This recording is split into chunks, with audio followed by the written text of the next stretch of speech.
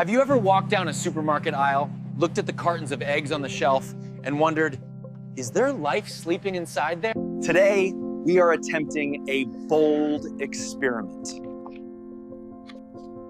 I bought a carton of fertilized quail eggs I've usually sold as a snack called balut to see if we can reverse their fate. From these cold eggs, can we wake up life and welcome baby birds into the world? Join me as we begin the journey of hatching quail eggs from the supermarket right now.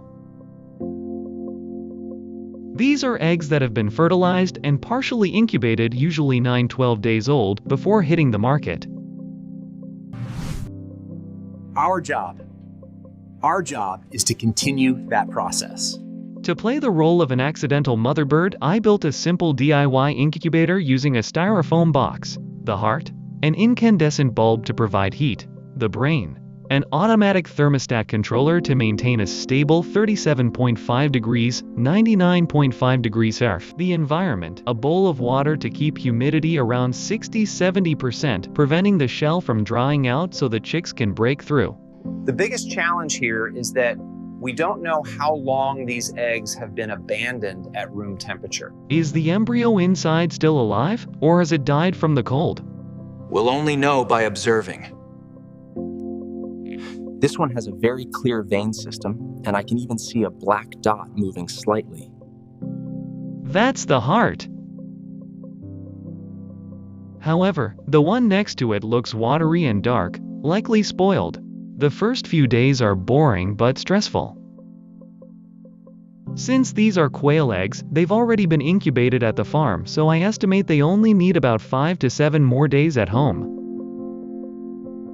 I have to turn the eggs by hand twice a day so the embryo doesn't stick to the shell. We had a small incident on night 2. The lamp got too hot, spiking the temperature.